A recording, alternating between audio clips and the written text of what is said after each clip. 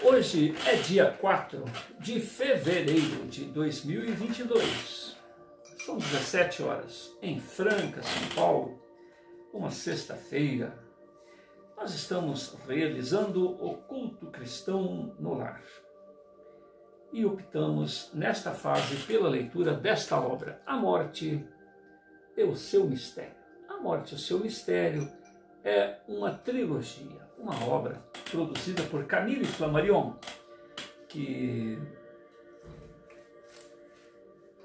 no primeiro volume ele fala a respeito da manifestação de fantasmas de vivos, pessoas que gozam de perfeita saúde e que por motivos a serem apurados, caso a caso, eles se mostram presentes junto àqueles que são alvo de suas preocupações. Parece presente do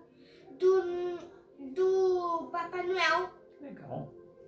Essas pessoas são chamadas percipientes, aqueles que percebem a presença do duplo, do vivo.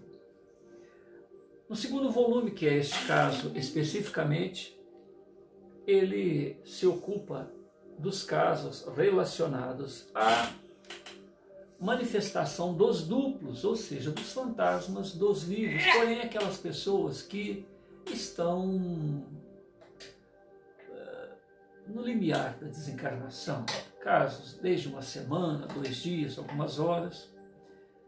E no terceiro volume ele vai tratar especificamente daqueles casos em que o indivíduo já perdeu o corpo físico. Nós estamos no item 12 do segundo livro, onde ele vai tratar da aparição de fantasmas de vivos no momento exato da morte. Aquela situação em que você não sabe se a pessoa ainda está ou se já foi. E no capítulo anterior é a manifestação, não só a aparição, mas a manifestação dos fantasmas dos vivos, daquelas pessoas que estão no limiar da perda do corpo físico. Estamos na página 336. Prefaciando esta obra, Camille Flammarion apresenta um pensamento socrático. Ninguém sabe o que é a morte, nem se ela será o maior dos benefícios para o homem. Apesar disto, tememo-la como se fora pior de todos os males. Atenienses, capaz de me condenar à morte, a este epílogo na vida de relação, junto à forma. E a voz divinal, que nunca deixou de se fazer ouvir durante todo o curso de minha vida, nesse instante se manteve silenciosa. Então, eu entendi que o que se sucede é para um bem.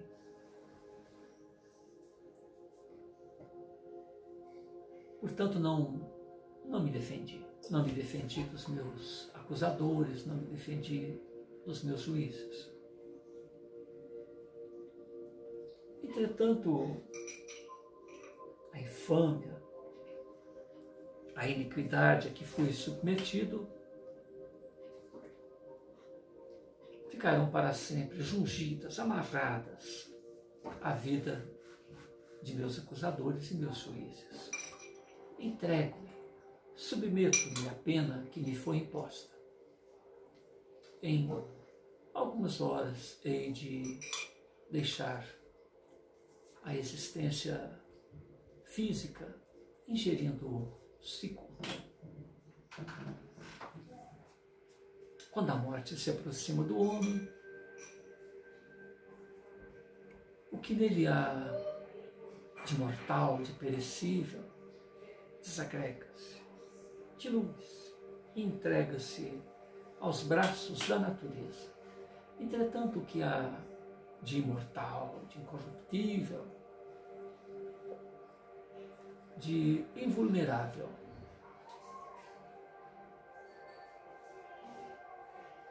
retira-se intacto.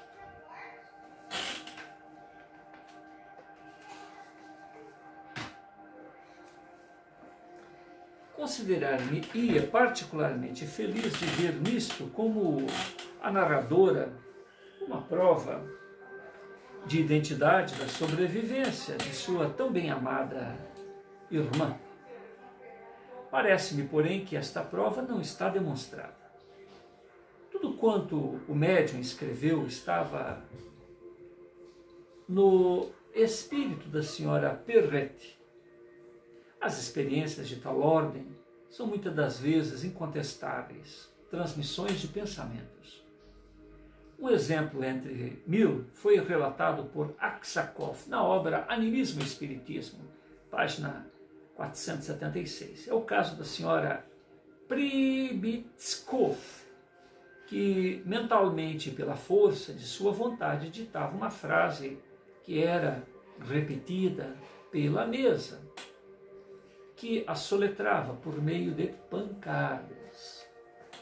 A operadora não tocava na mesa referida e até estava distante. O nosso método nem sempre é agradável aos nossos corações. Todavia, torna-se indispensável para a demonstração positiva que esperamos. Sejamos prudentes, assim mais seguras serão as nossas conclusões. No considerável número de relatórios que me têm sido enviados, deixo inédita grande parte deles, ainda que nem sempre sejam para desdenhar as indicações dadas.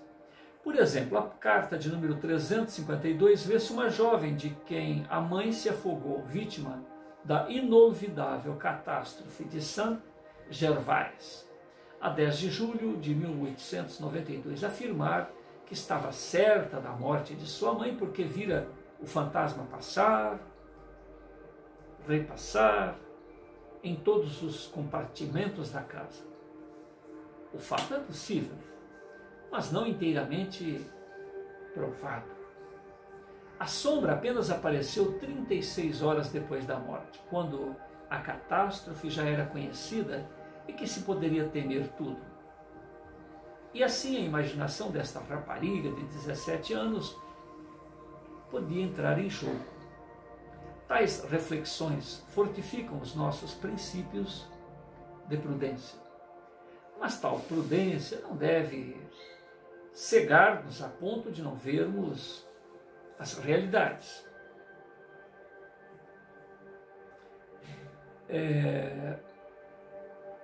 Quando ele citou a operadora não tocava a mesa referida, estava até distante dela, ele diz o seguinte: esse exemplo é típico. A experimentadora fez dizer, provavelmente pelo próprio Hahnemann, em francês: tornei-me insensato pelo que respeita à medicina no dia em que inventei a homeopatia. Tornei-me insensato pelo que respeita à medicina no dia em que inventei a homeopatia. Uma comunicação de Hahnemann.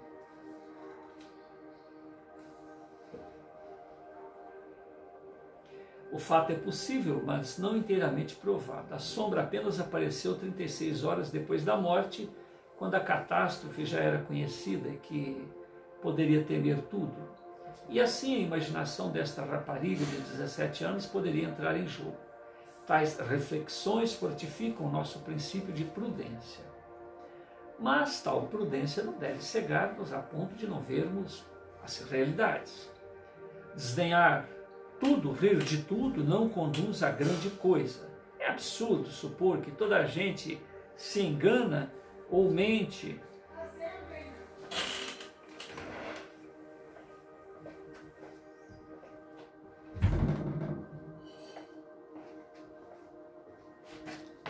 É absurdo supor que toda a gente se engana ou mente. E certas narrativas testemunham. Vô, eu comprei outro banco. Tá, você fecha para mim. Fecha ali, senão vem barulho. Obrigado, viu?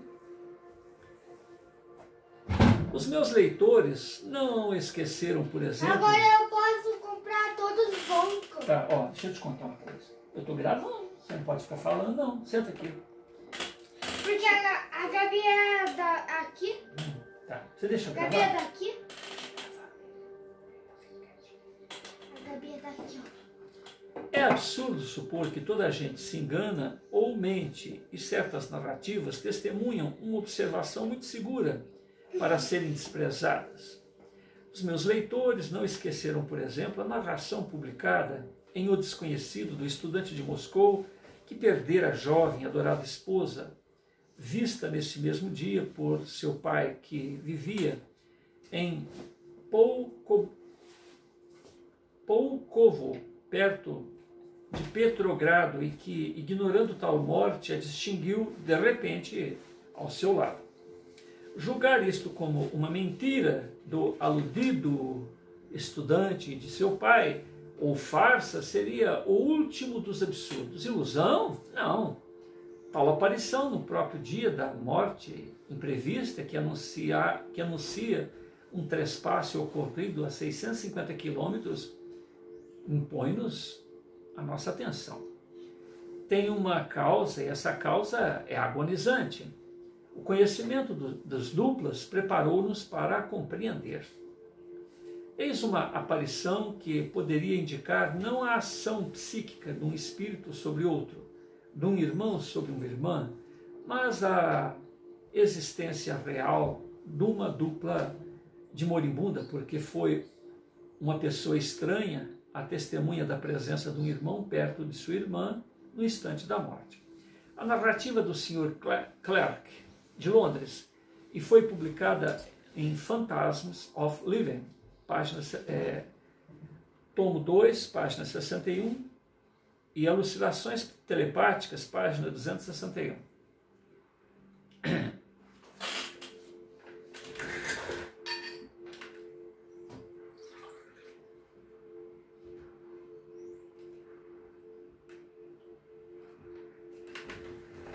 No mês de agosto de 1864, pelas 3 ou 4 horas da tarde, estava eu sentada na varanda de nossa casa em Barbares e li um livro.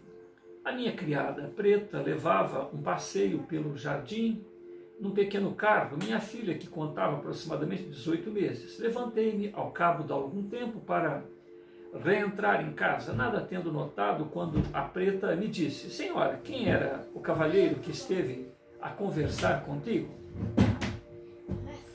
Ninguém esteve a falar comigo, respondi. Oh, sim, minha senhora. Era um senhor muito alto, muito pálido, e ele falou muito, e a senhora foi áspera para com ele, porque nunca lhe respondeu.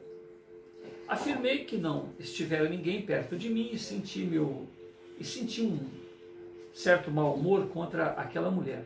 Ela suplicou-me que apontasse a data, porque estava certa de ter visto alguém.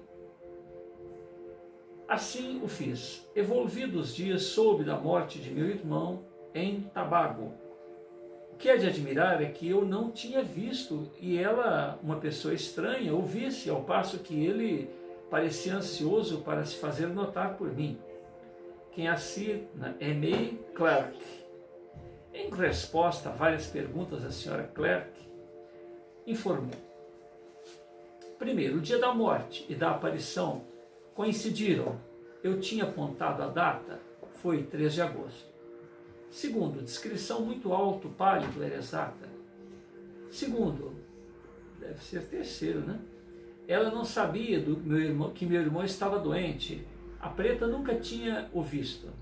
Estava a meu serviço havia 18 meses, pouco mais ou menos. A observação foi absolutamente espontânea. O coronel Clarke, marido da senhora Clarke, declarou recordar-se muito bem do incidente a propósito de seu cunhado. O Sr. John Berescoff, que morreu em Tabago, e da afirmativa da ama de ter visto no momento da morte um senhor cujos sinais correspondiam aos de Beresford, encostar-se na cadeira da senhora Clarke na varanda. Continua Flammarion. Neste caso, o moribundo parece realmente ter vindo ele próprio, em dupla, ver sua irmã, que não viu, e ele, ao contrário, da criada que o avistou. As observações são exatas. Que panorama de estudos gradualmente se desenvolve ante nossos olhos? Não se tratará também de uma dupla de moribundo ou de morto na observação que dou seguidamente? Essa carta foi-me enviada da Rússia em junho de 1899. Abre aspas. Era 1832, tinha eu 12 anos, todos os estios fomos para a casa de minha avó materna, que era uma senhora muito velha, muito rica. Vivia no campo, tinha numerosos filhos, netos, e todos, sempre que podiam, procuravam passar o verão com ela. Uma tarde, pelas 7 horas, mais 30 pessoas estavam reunidas no terraço de um imenso jardim, enquanto nós, outros, umas 20 crianças, brincávamos à volta. Pois bem, todos quanto aí se encontrava viram um de nossos tios, que fora para o campo, logo após o jantar, atravessar grande alameda lentamente, deter-se um momento a certa distância de nós, contemplar-nos, depois seguir seu caminho. Sua mulher, que fora a primeira a notá-lo, clamou: "Olha, papá voltou!" E a vovó, dirigindo-se a nós, disse: "Meninos, correi à procura do tio, dizei-lhes que venha tomar uma chavena de chá conosco." Eis-nos correndo como um relâmpago. Ao chegarmos ponto em que os arruamentos formam uma cruz, precisamente no ponto em que o tínhamos visto parar, olhamos para todos os lados. Ninguém. Voltávamos, afirmando que o tio já não estava no jardim. Então nossa avó, dirigindo-se a um dos criados que serviam o chá, perguntou: "Viu passar o senhor?" "Sim, senhora," respondeu. "Vá procurá-lo, diga-lhe que eu lhe peço para chegar aqui." O criado, ao alcançar o ponto que havíamos visto parar o tio, e não lobrigando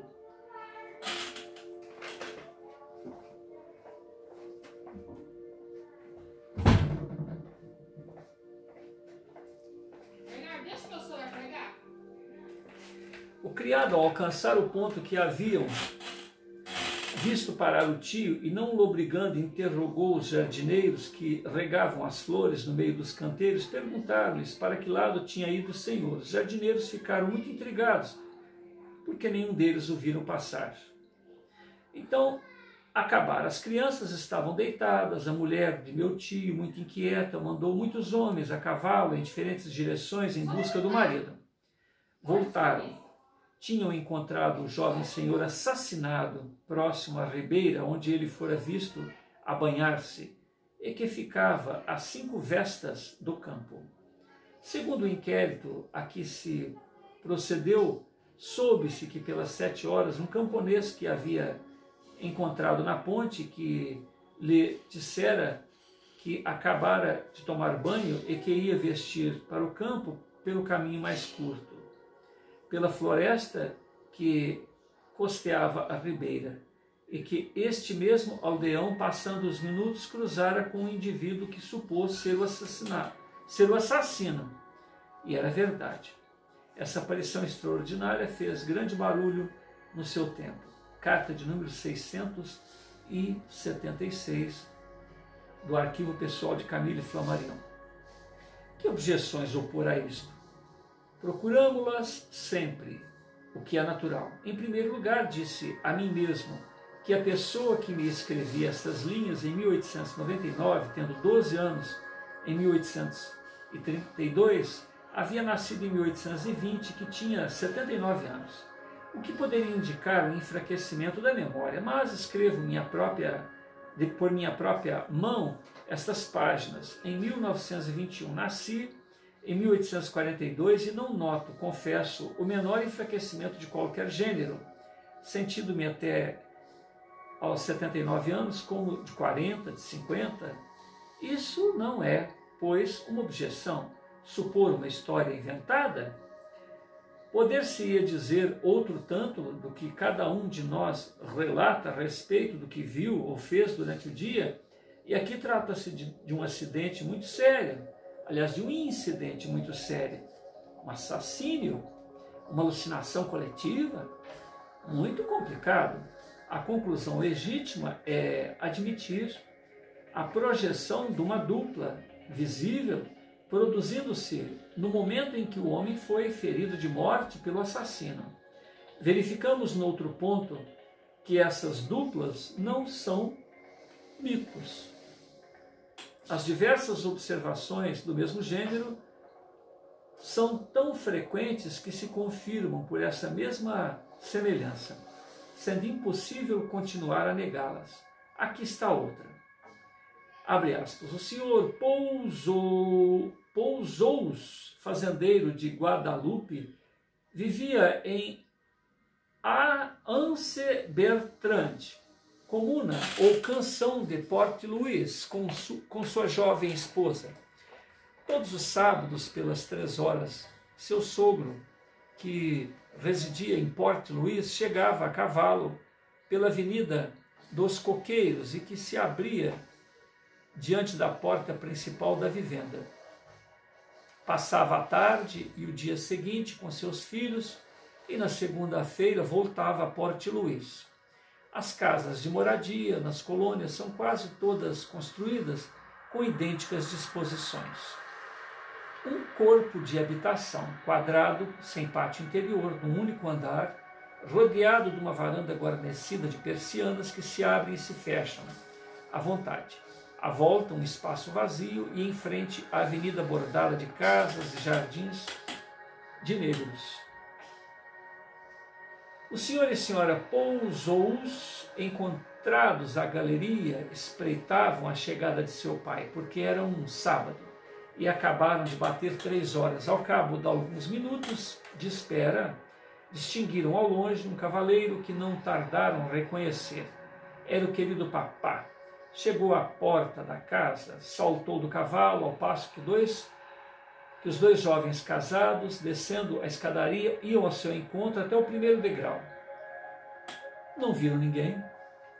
Crendo que se tratava de uma brincadeira, de seu pai, a senhora Pouzous exclamou rindo: "Olá, papá!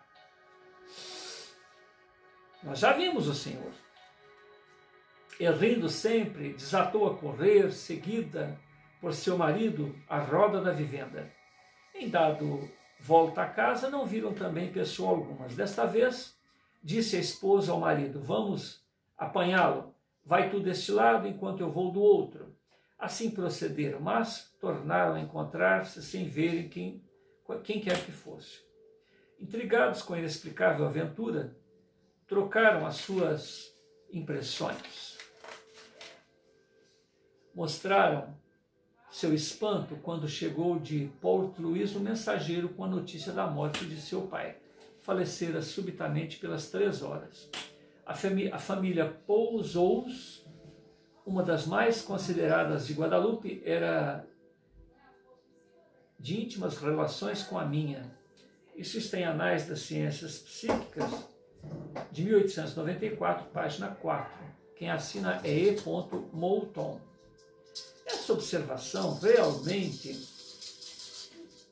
Esta observação relembra-me, entre outras, o cavaleiro que me foi... Bernardo, tem que levantar, não pode arrastar. Por quê? Porque faz barulho. Ah, o banco faz barulho? Foi-me assinalado na carta de número 142, publicada em O Desconhecido. O senhor Duque Liomaire, em Iliette Line, de quem o tio teve uma visão absolutamente idêntica. Nos 2 casos, o morto deve, ao expirar, ter pensado nos seus parentes próximos que receberam... Você fecha ali para mim, Bernardinho, ó, senão faz barulho. Tá bom. Que receberam a impressão da presença sob forma habitual ou frequente. Evidentemente, não houve aqui nem fantasma, nem cavalo, exteriores, fotografáveis, e tudo se passou no espírito das pessoas impressionadas pela comoção psíquica. O fenômeno, nem por isto, é menos real. E ainda uma vez, negar isso tudo é simplesmente estúpido. Dentre as inumeráveis narrativas que me foram enviadas, escolherei uma bem característica que me mandaram de Copenhague. Eila, senhor professor, essa é a carta de número 2350 do arquivo pessoal de Flammarion. Quem assina é Idon Harsing. Senhor professor, fizera os meus exames para a escola politécnica e tivera a visão do passado de que vou pedir-lhe a explicação. Quando a minha avó, uma das suas leitoras, todas as suas obras estão traduzidas em língua escandinava, conversando comigo, me contou o que segue. Perdoe-me que o importune e lhe tome um momento do seu tempo tão precioso para o progresso da humanidade, mas tenho sede de saber. E ninguém em Copenhague pode instruir-me sobre este problema. Não pode arrastar, Bernardo. A história é já antiga, mas minha avó lembra-se dela como se fosse ainda ontem. Há impressões que não se esquecem. Era em 1832, meu avô e minha avó tinham um amigo conhecido e estimado de toda a família, o Sr. Barren. Este amigo não voltara a vê-los ainda há muito tempo, quando uma noite, no momento em que minha avó esperava o marido, fazendo tricô à luz de uma vela, viu o Sr. Barren de pé, encostado à porta fechada, sorrindo com afeto que lhe era peculiar. Passou a mão pelos olhos, imaginando que sonhava ou que era vítima de uma alucinação, mas o amigo nem por isso desapareceu. Conservou-se imóvel, rodeado de uma luz vivíssima. O fantasma era transparente e podia ver-se por detrás dele a faixa dourada da parede. A avó teve medo, apagou a vela e meteu-se no leito por debaixo da roupa. Quando meu avô reencontrou, encontrou-a muito angustiada e, ao saber que ela reconhecera na aparição o Sr. Barren, disse-lhe que se tratava de um sinal de morte do seu amigo. Notou a hora do acontecimento e resolveu ir fazer-lhe uma visita no dia seguinte, mas quando veio de manhã, uma carta trazia notícia do trespasse, ocorrida na véspera, pelas 10h30, o próprio instante da aparição. Quanto eu lhe seria reconhecido, senhor professor, se me explicasse esse fenômeno, assim como o seguinte, experimentado por mim. Um dia, para descansar um pouco dos meus estudos com o professor Régio, doutor Erdop, fui passear para o cais. Não pensava em nada em particular quando tudo sofreu uma transformação singular à minha volta. As casas, os navios apareceram-me, não como são atualmente, mas como eram no tempo de Cristiano IV, em 1600. 1600, eles estão falando em 1800, olha só. Reconheci esse espetáculo pelo estudo da história, mas via-o com os meus olhos, e isto pareceu-me durar muitos minutos. Depois, pouco a pouco, a realidade atual restabeleceu-se, a impressão para mim é inovidável. Inovidável. Confiando na sua indulgência, espero impacientemente a explicação desses dois fatos tão estranhos. Carta de número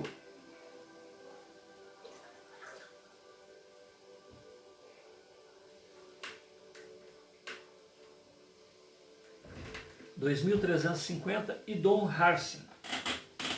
Que houve nesse último caso uma ilusão de vista, é evidente. Mas como? Qual era a reminiscência? Há aqui um problema a ser resolvido. Quanto à aparição do morto, coincidindo com o seu falecimento ignorado, seria necessário, na verdade, uma estranha decisão para não ver, neste caso, mais do que uma alucinação superficial. A força de incredulidade chega-se, por vezes, a uma credulidade um pouco simples. Por mais dramática e singular que seja a aparição que também vou narrar, não é, como as precedentes, contestável. O Sr. Gaston Fournier, vivendo em Paris, na rua Berlim, número 21, escrevia na data de 16 de outubro de 1885, abre aspas, a 21 de fevereiro fui convidado para jantar à casa dos meus amigos, o senhor e senhora B. Chegando à sala de visitas, senti a ausência de um comensal habitual da casa, o senhor D, apóstrofo E, ponto, que eu encontrava quase sempre à mesa. Fiz a observação à senhora B, me respondeu que seu amigo, empregado em grande casa bancária, tinha certamente muito a fazer naquele momento, porque haviam 2 dias que ninguém o via. A partir desse instante, não se tornou a falar nele. A refeição correu alegremente, sem que a dona da casa estivesse dado por menor indício visível de preocupação. Durante o jantar, havíamos combinado ir ao teatro. À sobremesa, a senhora B levantou-se para ir vestir-se no seu quarto, deixando-nos à mesa, a fumar os nossos charutos. De súbito, ouvimos um terrível grito. Corremos para o quarto, fomos encontrar a dama apoiada em uma cadeira e prestes a desmaiar. Acudimos-lhe, ela serenou um pouco e contou-nos o seguinte: depois de vos ter deixado, comecei a vestir-me para sair e preparava-me para atar as fitas do chapéu diante do espelho, quando vi de repente no espelho D, apóstrofo E, ponto, entrar pela porta. Tinha o chapéu na cabeça, estava pálido, triste, sem me voltar, dirigiu-me a palavra: espera, é o senhor? Sente-se. Como não me respondeu, voltei-me e não ouvi. Cheia então de medo, soltei o grito que vocês ouviram. Quer dizer que ela viu ele pelo espelho, mas não viu, né, de frente. O meu amigo, para tranquilizar sua esposa, pôs-se a gracejar, tratamento qual aparição de alucinações nervosas, dizendo que D, apóstrofo E, ponto, se sentia muito lisonjeado ao saber até que ponto ocupava o seu pensamento. Depois, como a senhora continuasse muito trêmula para acabar com a sua comoção, propusemos-nos partir imediatamente, alegando que íamos perder o princípio do espetáculo. Eu não tinha pensado um só instante em nosso amigo, informou-nos a mesma dama, depois de que o senhor Fournier me perguntou a razão da sua ausência. Não sou medrosa, eu nunca tive alucinações. Asseguro-lhe que há aqui qualquer coisa de extraordinário e quanto a mim não sairei antes de ter notícias do amigo deste lado. Suplico-lhe que vá à casa dele. É o único meio de me tranquilizar. E como era da mesma opinião, parti com o marido dela para a casa de E. e que ficava a curta distância. Durante o caminho, gracejamos bastante a respeito do susto da senhora B. Ao chegarmos, perguntamos ao porteiro se nosso amigo estava em casa. Está, respondeu ele, mas não saiu. Todo dia. Vivia num pequeno aposento de rapaz que não tinha criadas. Subimos e batemos repetidas vezes à porta, sem obtermos resposta. Batemos com mais longa força, com idêntico insucesso. B, comovido contra sua vontade, disse-me: é um absurdo, o porteiro enganou-se naturalmente, ele saiu, desçamos. O porteiro, porém, garantiu-nos que D, apóstrofo E, não saíra e que estava absolutamente certo. Verdadeiramente apavorados, tornamos a subir com ele. E como tentamos fazer que a porta nos fosse aberta, em seguida, como não ouvisse o menor ruído, mandamos chamar um serralheiro. Forçou-se a porta, fomos encontrar nosso amigo deitado na cama e morto, com 2 tiros de revólver. O seu corpo ainda estava quente. O médico que chamamos imediatamente declarou que ele tentara suicidar-se bebendo primeiro um frasco de laudano e em seguida achamos sem dúvida que o veneno atuara muito lentamente, meteu 2 balas na região cardíaca. Segundo a verificação médica, a morte devia ter se dado 1 hora antes. Era uma coincidência quase absoluta com a suposta alucinação da senhora B. sobre o fogão. Havia uma carta de suicida anunciando o senhor e senhora B. a sua resolução A carta era particularmente afetuosa para a senhora B. Gastão Fortier assina assina. Isso está em Alucinações Telepáticas, página 244, Anais das Ciências Psíquicas, tomo 1, página 22. Pô, um cara tentar suicidar, bebeu veneno, deu 2 tiros no coração. Como é que uma pessoa consegue estar com veneno no corpo para dar 2 tiros contra si próprio, no coração ainda?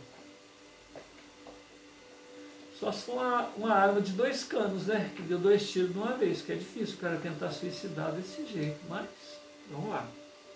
A explicação é a mesma que dei para o caso precedente. O desespero projetou o seu pensamento para a senhora B, e essa projeção produziu a imagem do amigo em visita. Tais aparições são tão numerosas que este capítulo poderia ser desenvolvido num grosso volume, unicamente pelos fatos, sem comentários. Conseguiremos ainda neste lugar uma sensação telepática, não menos dramática, que me foi comunicada em agosto de 1920. O senhor de R.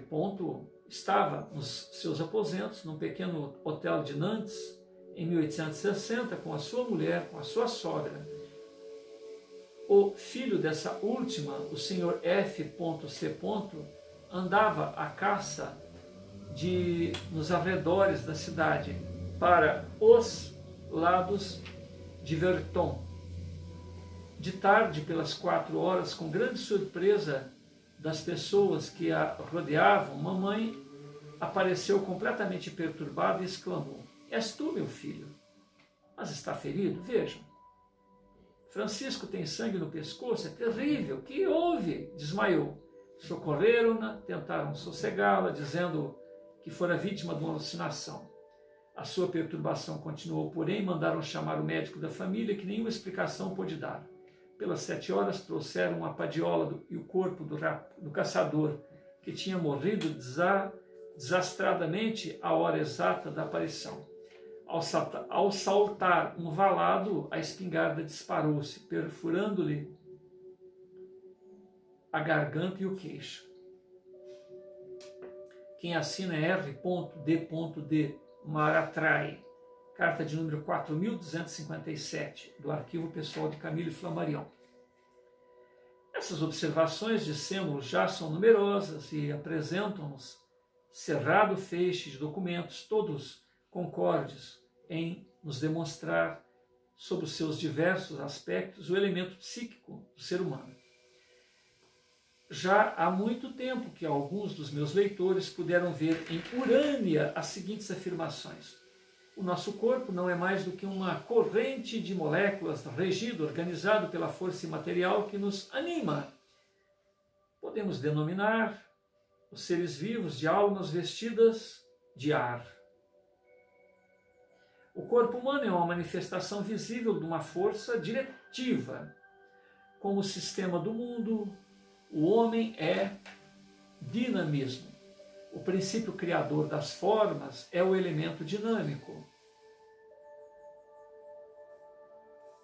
Depois que estas linhas foram escritas, em 1889, a ciência psíquica fez consideráveis progressos. E entre esses progressos devemos notar o estudo experimental das materializações, o qual nos mostra, ele afirma, fui disto testemunha, que os órgãos corpóreos podem formar-se da substância emanada do organismo de um médium. Aí ele fala, vide fenômenos chamados de materialização pela senhora Bisson em 165 figuras, 36 estampas. Paris Alcan, 1914, confere o Dr. Gelei no Instituto Psicológico Geral com 32 fotografias. Paris, 1918. E também Materializations Phenomenon, pelo Dr. Scherenk, com 150 fotografias, 30 estampas. Munique, 1914. As deduções filosóficas são expostas na obra recente do Dr. Gelei, Do Inconsciente ao Consciente, Paris, Orcan, 1919. Anteriormente a essas experiências, pouco mais se tinha como fatos característicos do que as de resto bem memoráveis de William Crookes, em 1870. Bom, nós vamos tentar terminar. Que horizontes novos essas observações nos abrem? As aparições serão um dia explicadas. Continuemos o nosso exame. Um tipógrafo muito conhecido, particularmente estimado pelos escritores científicos de Paris, o Sr. Jacques Fawkes, da imprensa Lahore, confiou-me a seguinte recordação de família. Era em Blois, durante a guerra de 1870. Minha avó, que estivera doente, foi levada por seu filho para Laval, onde eu vivia. Meu avô ficou em Blois conosco a 9 de dezembro. Recebíamos notícias do estado de saúde de minha avó. Mas nesta data os prussianos chegaram a Blois e o serviço postal interrompeu-se. 25 de dezembro, meu avô contou-nos ao almoço um sonho que tivera à noite. Vira uma mulher diante dele durante alguns minutos. Ela aproximou-se lentamente e fora soprar-lhe no rosto. Seguidamente ela desapareceu. Quando os exércitos alemães deixaram Blois em março de 1871 e as comunicações foram restabelecidas, recebemos uma carta de meu tio de Laval, datada de 25 de dezembro de 1870, anunciando-nos a morte de minha avó, ocorrida na noite de Natal. Afirmamo-lhe com absoluta autenticidade do fato. A família ficou muito impressionada com esta coincidência, da qual conservou recordação inteiramente nítida. Carta de número 824, do arquivo pessoal de Camille Flammarion. A força psíquica da agonizante agiu sobre seu marido em manifestação que o sonho será transformado. Eis outra aparição, em 23 de junho de 1899, escreve-me de Nice. Durante a Guerra da Itália, por uma noite do mês de junho de 1859, às 6 horas da tarde, um dos meus amigos, encontrando-se de passagem em Marsella, deitara-se no leito para repousar das suas caminhadas. Qual não foi a sua surpresa ao ver que o irmão, que ele muito amava, atravessava o seu quarto quando o sabia na Itália, fazendo parte do corpo expedicionário francês. Saltou da cama, correu para ele, mas não lhe deparou mais do que uma sombra que se desvaneceu, tal qual aparecera. Algumas semanas depois dessa visão, recebeu uma carta do meu irmão. Está dormindo? Ele está dormindo. Suco, Bernardo? Informando-o da sua saúde, dele, então? da sua vida feliz no campo. Era um alistado voluntário.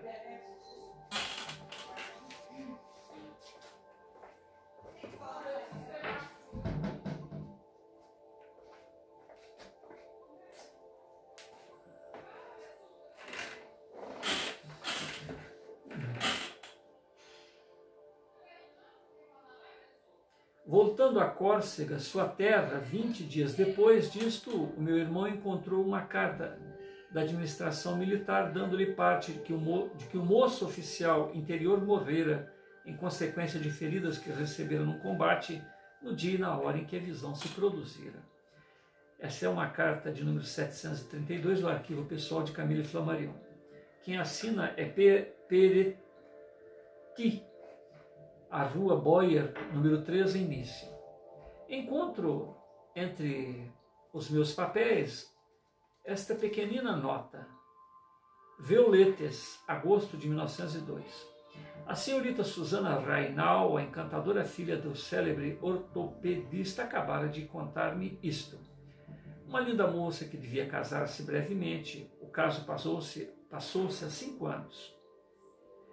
Fazia-se pentear para assistir ao jantar do dia que fora pedido em casamento. De repente viu no espelho em que se refletia a porta do compartimento em que se encontrava o seu noivo, que chegara muito pálido, e exclamou imediatamente para sua mãe: chegou o meu noivo. Mas como está pálido? Surpresa da mãe da noiva, que observa que no compartimento não estava a pessoa indicada. Uma hora mais tarde, trouxeram o corpo do pobre rapaz que morrera em consequência de ter caído de um cavalo. É deveras para notar que essas visões se produzam, muitas vezes, nos espelhos. Está nas mesmas circunstâncias que vou relatar. Foi-me comunicada, na verdade... vai gravar aqui, Marinha, pelo amor de Deus, filha. Olha. Não, você vai entrar aqui...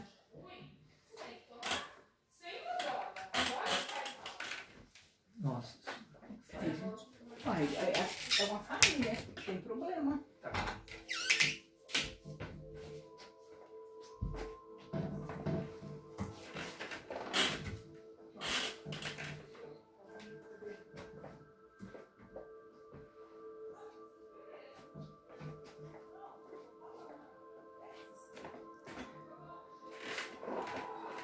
É deveras para notar que essas visões se produzam muitas vezes nos espelhos. Está nas mesmas circunstâncias em que vou relatar.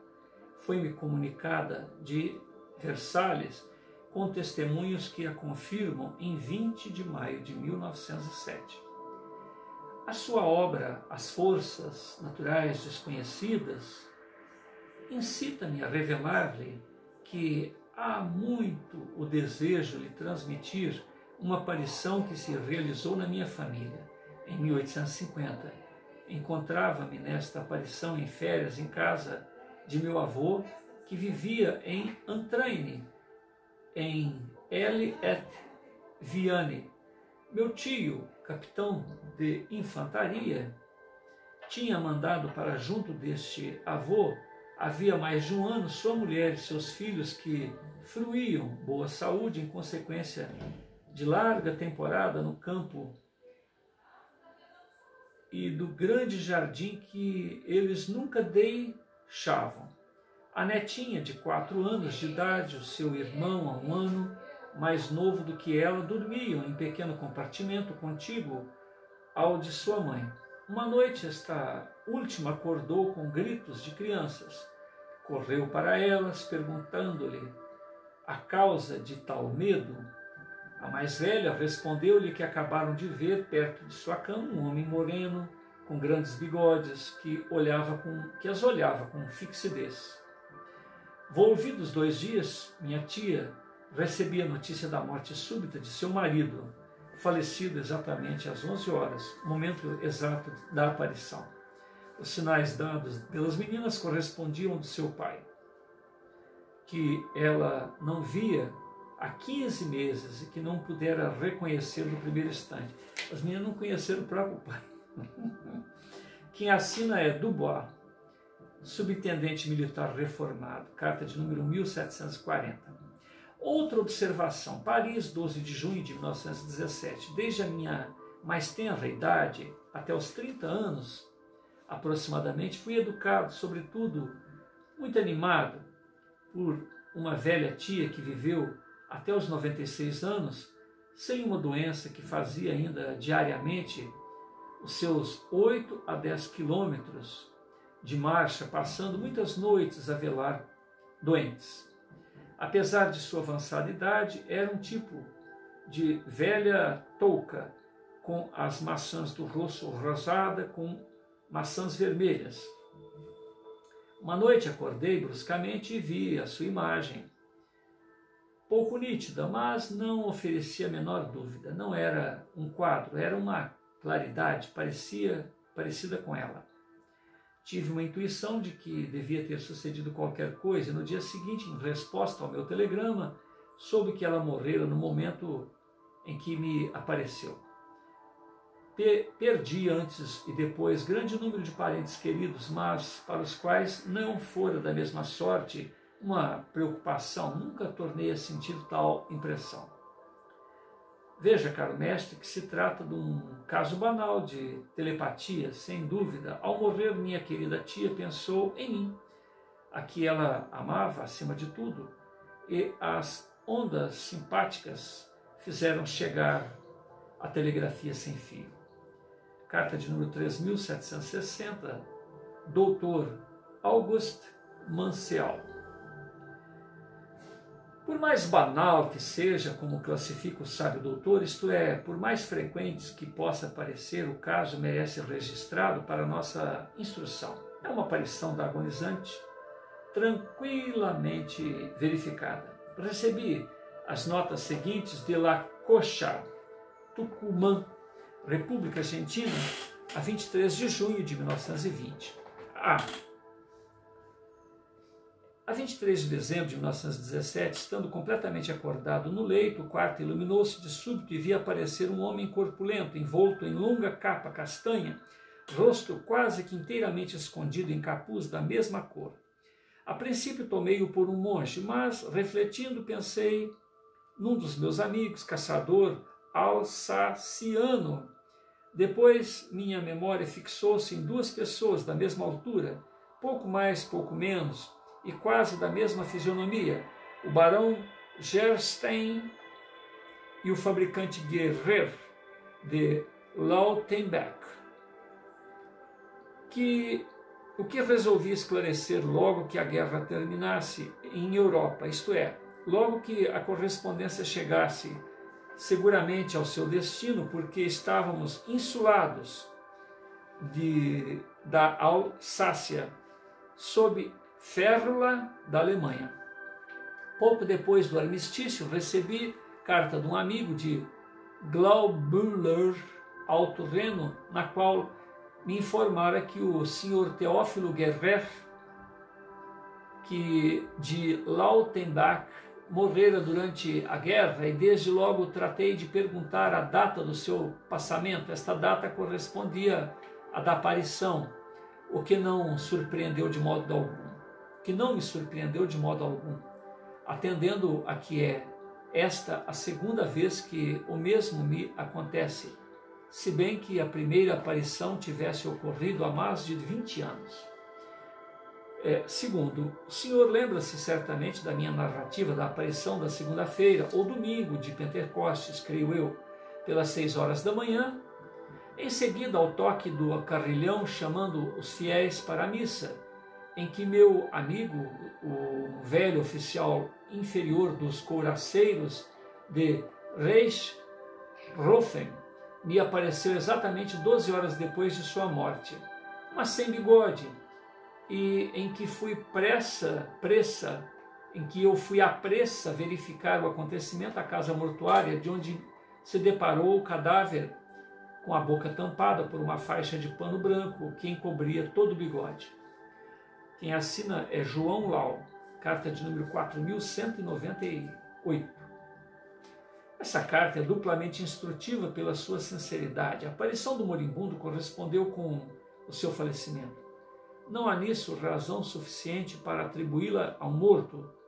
Depois do trespasse, pode ser aqui anexada a todas as precedentes. A narração respeitante à morte encontra-se no volume 3º, que seria o próximo, no seu texto original, que difere deste, não no fundo, mas num pormenor de datas, o que mais de uma vez nos demonstra as variações da memória.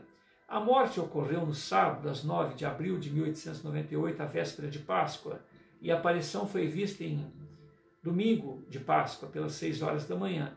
As datas são diferentes na recordação, mas descritivo, que venho a comparar, é absolutamente o mesmo. Essas diferenças de datas não têm a menor importância. Como explicar tais aparições? A hora da morte, a carta que vou publicar, que me foi dirigida por um correspondente que já conhecemos, comunicou-me num outro exemplo. Abre aspas. Nosso dever é de auxiliar os seus estudos premonitórios. Quero informá-lo de que meu irmão Platão viu nosso pai à hora da morte. Nessa época, em 1883, era um jovem aluno de liceu de Moscou e tinha nos deixado em seguida às férias do Natal. Nosso pai encontrava-se muito fraco, porque sofreu, geralmente, quase sempre no último ano da sua vida. na mesma data da partida do seu irmão. O papá apanhou uma fluxão de peito que o levou em 3 dias. Platão havia chegado a Moscou no dia 14 de janeiro e tinha-no deixado dormir no dia seguinte até a tarde. Ao acordar, a 15 minutos antes do meio-dia, viu com surpresa nosso pai mantendo-se de pé na sua frente. Observou-o durante alguns instantes seguidamente. A visão dissipou-se. Então o relógio bateu 12 horas e foi precisamente ao meio-dia que meu pai deixou este mundo, a 15 de janeiro de 1883. Helena Shulgini, em Grodno, Rússia, ao 24 de julho de 1900, assina essa correspondência. Carta de número 930 do arquivo pessoal de Camille Flammarion. Coincidência fortuita de uma alucinação com um morto. Objetar-se-á pela 1000ª vez. Não 1000 vezes, não. É ser-se cego a recusar alguém ver nisto correlações constantemente renovadas. O padre Pachen, de Poitiers, relatou uma observação, segundo seu colega, o reverendo Lemoyne, testemunha auricular. Certo Margot, originário da ilha de Ouessant, frequentava o colégio de Pontcroix, tuberculoso e muito doente no princípio do ano escolar. Não pôde voltar das férias com outros alunos. Uma tarde, no momento da saída das aulas, em direção ao refeitório, o aluno Margot apareceu com uma trouxa branca debaixo do braço, perto de uma porta que se dava para a escada que conduzia ao dormitório. 3 ou 4 estudantes, de quem a testemunha poderia indicar os nomes, porque eram seus condiscípulos, fizeram um aceno de mão. Margot,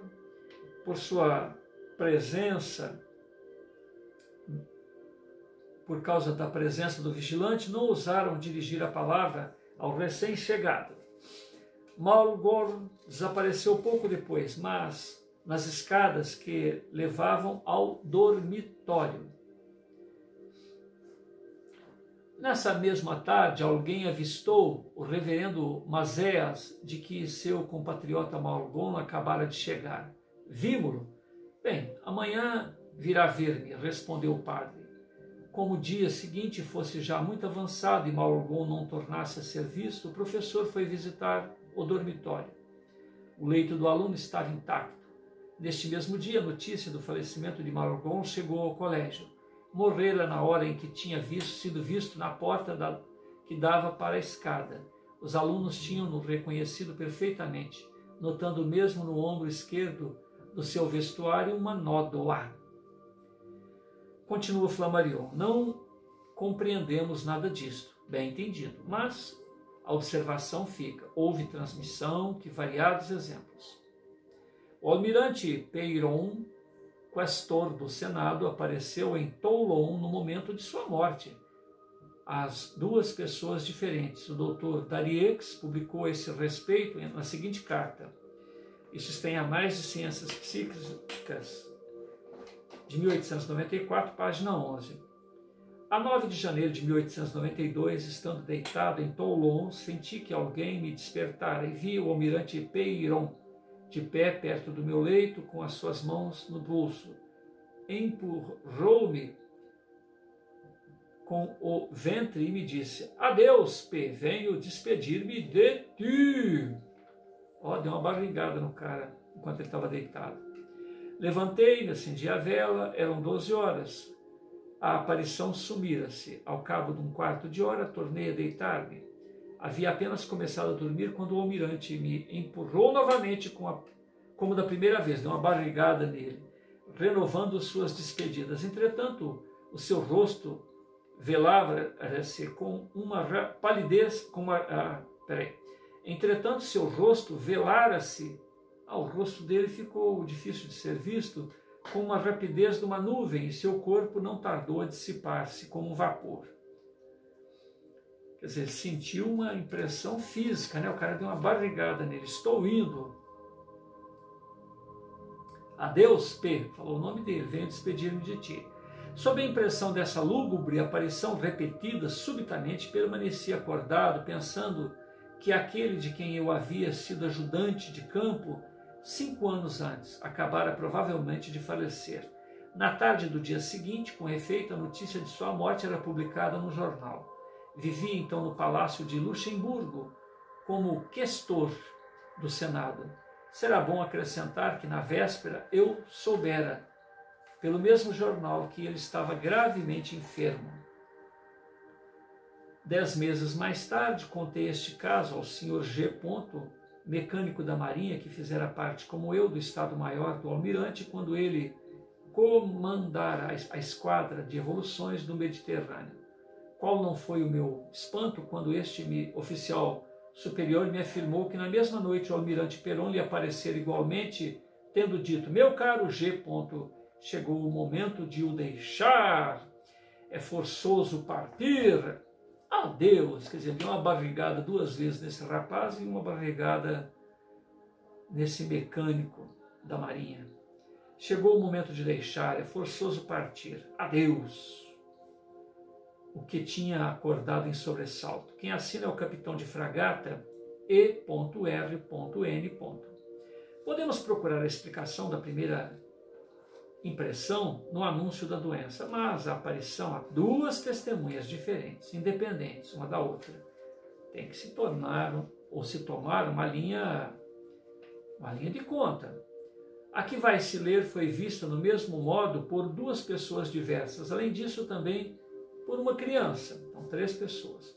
O senhor Hunter tivera por ama uma senhora que lhe queria mais do que seus próprios filhos. Chamava-se senhora Macfarlane. Desde que se casou, dedicara-se à sua esposa, a qual fizera companhia durante uma viagem ao senhor Hunter às Índias. No mês de junho de 1857, a senhora Hunter partiu para uma estância de águas, confiando à guarda da senhorita Macfarlane um cofre com valores. Por uma tarde do mês de agosto, a senhora Hunter encontrava-se em sua casa, em companhia de vários amigos, quando, ao passar em frente à porta do quarto, viu um grande caixão colocado no leito, quando sentava perto dele uma velha, alta, robusta, que a olhava com fixidez. Recusei imediatamente, escreve ela, informando as minhas visitas da visão em que tive, o que foi recebido com gargalhadas, as quais mais tarde, as quais não tardei a associar. Então ela contou que viu um caixão lá tal, e começou a rir, todo mundo riu. Apesar disso, eu vira realmente e podia mesmo descrever o vestuário da velha. Quando os meus visitantes se despediram, fui, como de costume, ao quarto das crianças, notando que a governanta parecia agitada, perturbada. Veio ao meu quarto dizendo: minha senhora, estou muito impressionada. Esta tarde, às 7 horas, fui à cozinha buscar água e, ao voltar-me, vi uma velha, alta, corpulenta, que subia a escada. Desviei-me para deixá-la passar, mas havia nela qualquer coisa tão estranha que a segui com a vista para ver onde ia. Como a porta da sala de visitas estivesse aberta, dirigiu-se para este lado. No entanto, antes de eu a alcançar, via fundir-se, dissolver-se de súbito. Juro que vi, e posso absolutamente dizer que estava vestida. Pode dizer como estava vestida. Trazia na cabeça uma larga touca negra, nos ombros um chalé de quadrado preto e branco. Esta aparição correspondia à da visão que a própria senhora Hunter lobrigara. Volvida 1 hora aproximadamente, a senhora Hunter, estando deitada, ouviu gritar a sua filha de 5 anos de idade, no mesmo tempo que a voz da governanta que procurava tranquilizá-la. Na manhã seguinte, a pequena contou que uma velha muito má se sentara à mesa e começara a olhá-la com tanta insistência que ela acabara por chorar. a ama garantiu que vira a pequenina sentada na cama, completamente acordada, apontando com o dedo para a mesma e bradando: vai-te, vai-te, velha malvada, ruim, velha ruim. A ama nada viu. Estava deitada havia algum tempo e fechara a porta do quarto às chaves. Alguns dias depois chegaram as cartas dos filhos da senhora McFlane, anunciando a sua morte.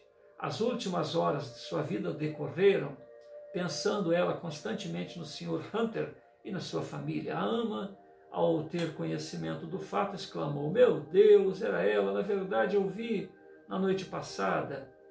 E era também aquela sua maneira de se vestir. Isto está em Processing of the Associated Psychical Research, página 129, Anais de Ciências Psíquicas, 1907, página 631. A menininha: vai-te, velha malvada, velha ruim.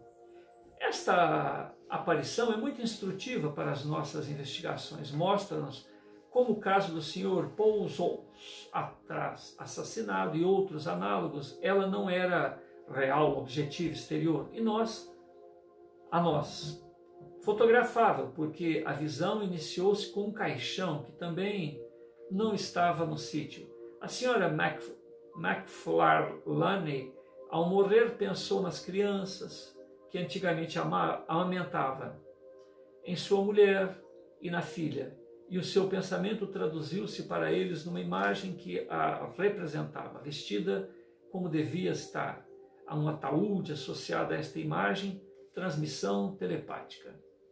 Que variedade imensa em todas as manifestações. No entanto, como se pode prever, muitas delas se parecem. O caso da senhora Ferret de Juvisy em O Desconhecido aproxima-se igualmente. Na obra Os Lados Escuros da Natureza, da senhora Crowley, isso está no capítulo 6, Des Vrats, página 169. Bom, nós estamos terminando. Vamos deixar para... Então estamos à página 365. O caso da senhora Ferret de Juvisy em O Desconhecido encontra-se aproximadamente igual na obra Os Lados Escuros da Natureza. Vamos continuar daqui para frente, na próxima leitura. Página 356. Senhor Jesus, louvamos a sua misericórdia, o seu esforço em mostrar-nos a sublime destinação a que todos estamos envergados. Fostes o Consolador com as soluções dos embaraços em que nós mesmos nos metemos e ofereceste-nos o teu coração augusto, as tuas orientações, o teu refrigério,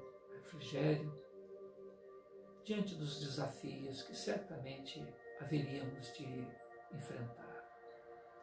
E como o Pai não coloca fardos acima do que os ombros podem carregar, certamente, à medida que nos evolucionássemos, que novos conceitos fossem surgindo, nossa mente fosse se desanuviando do primitivismo e a sensibilidade, a compreensão dos valores espirituais, a compreensão dos valores reflexivos,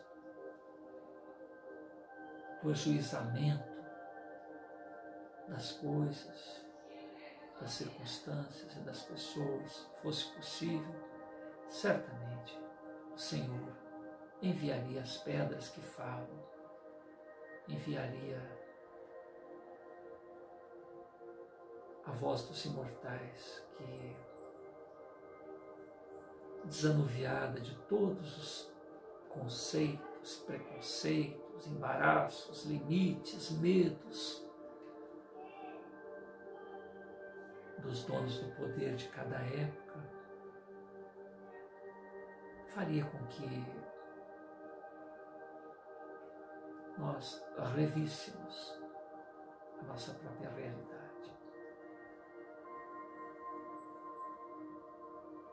Louvamos, Senhor, o esforço de Camille Flammarion, louvamos o esforço de cada um desses missivistas que, confiando e reconhecendo a grandeza de espírito de Flammarion, enviaram-lhe tantas e tantas correspondências, confiando-lhe lealmente suas experiências pessoais e fazendo disto um arquivo que poderia ser multiplicado por 10, por 100, por 1000, por infinitas e infinitas variedades do mesmo. Porque esta é uma realidade que acolhe a cada um de nós. Somos seres imortais, momentaneamente vestidos de carne. Flammarion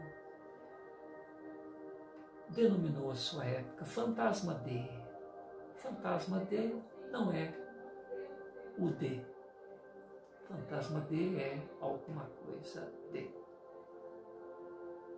Hoje, atrevemos-nos com Kardec a falar os seres imortais, nós todos, filhos de Deus, lucigênitos, saídos do coração do Altíssimo, temos a sua competência no tamanho e na proporção de nossa compreensão, de nossa aceitação, de nossa maneira de ver.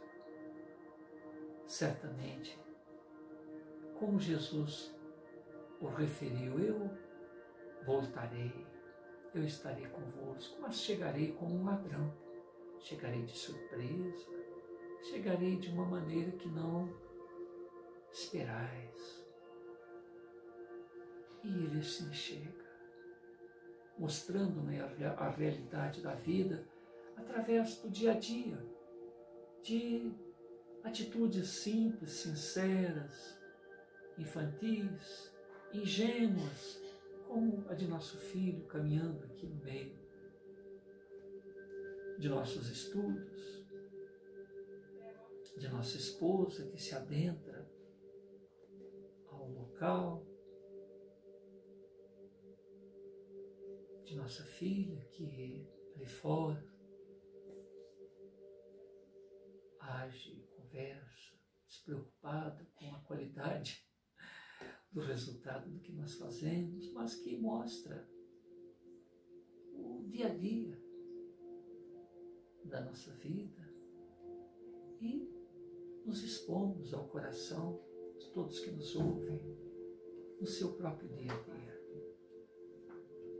E desta forma, juntos, buscarmos a compreensão de nós mesmos. Agradecendo, Senhor, por essa oportunidade, deste encontro, que os sentimentos colhidos nesse instante possam fazer parte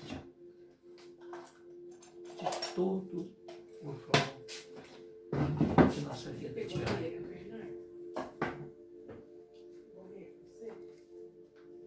Agradecemos, Senhor, por nos ouvir. E agradecemos por podermos ser ouvidos. Muita paz a todos. Vem, vamos.